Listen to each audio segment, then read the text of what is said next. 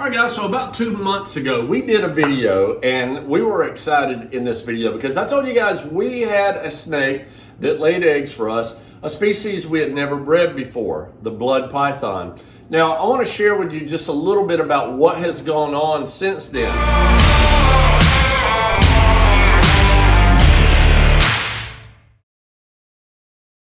So we decided that we would let our blood python incubate her eggs naturally, what they call maternal incubation. That's where the python wraps around the eggs and she uses body twitchings and things to regulate the temperature. Well, some of those snake eggs was pushed outside of the pile. Now, most experts believe that if a python shoves an egg away from the rest of the clutch, that usually means that those eggs are bad. However, we decided to test that theory.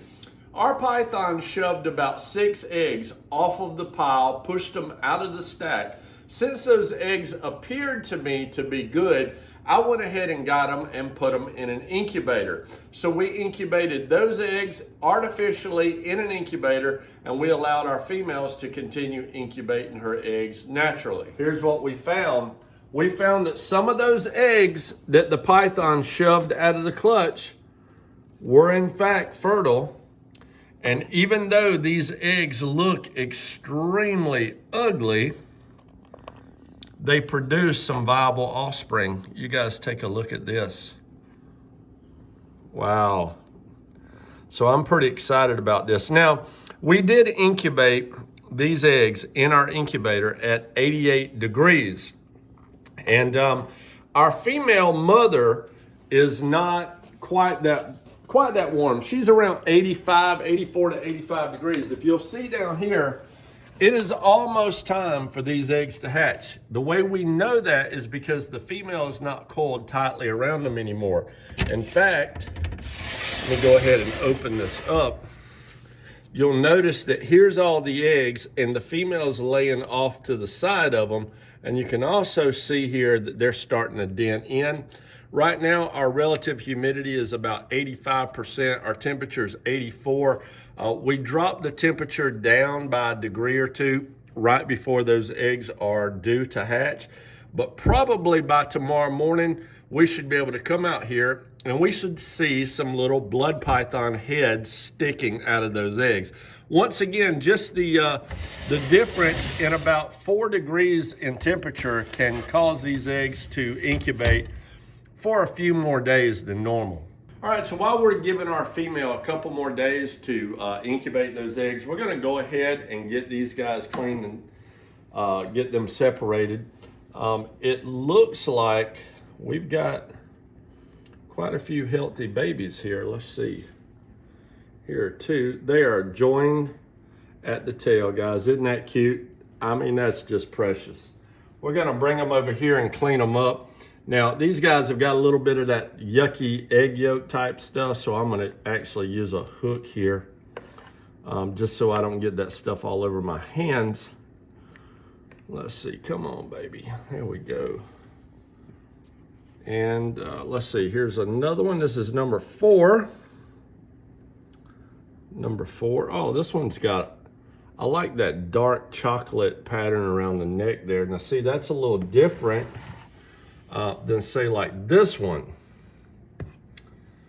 But nevertheless, that's pretty cool. Let's dig around here and see what we got. So we've got, here's 1 egg, 2 eggs. These seem like they've hatched. 3.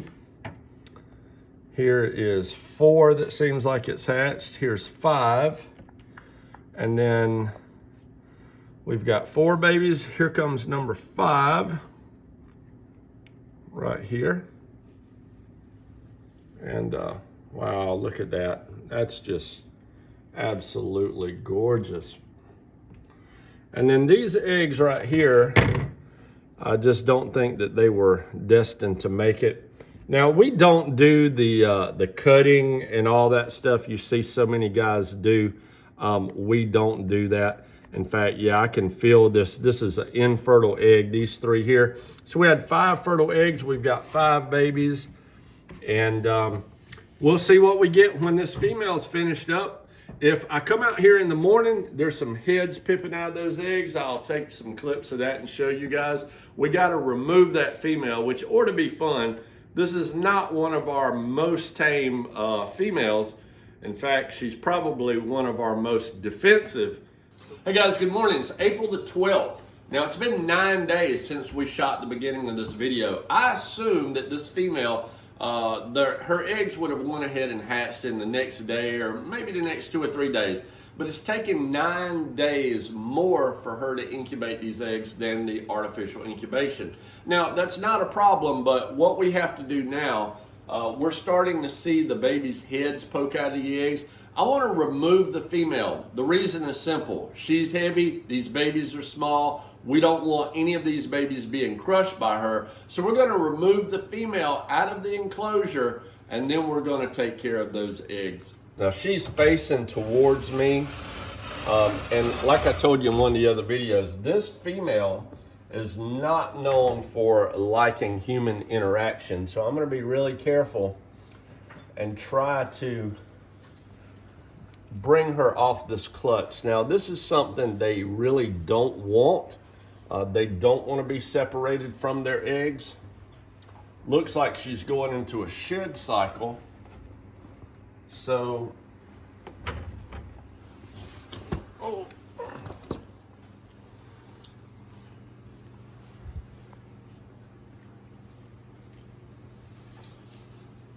we're going to go ahead and place her in a box where we'll allow her to soak.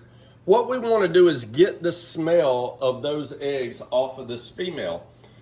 We also want to clean the cage and get the smell of her eggs out of the cage.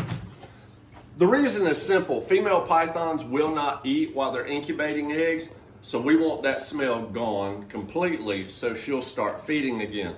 First thing we're going to do, we're going to go ahead and get this water bowl out of the way.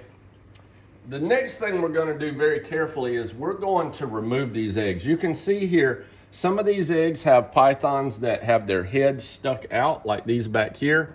Right here we have one where here's the head, a good percent of the body's out. And right here we have a baby blood python that has completely had the egg.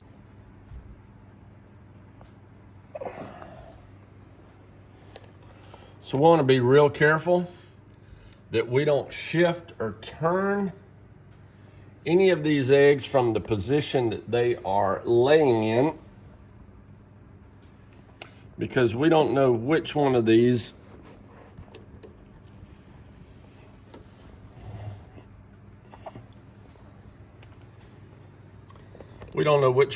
are fertile, which ones aren't, so we don't want to rotate them. But the reason we're removing them from the female now, again, is simply because we don't want her crawling across and crushing any of these babies. So as you can see, here's one that split the egg. The head's not out yet, but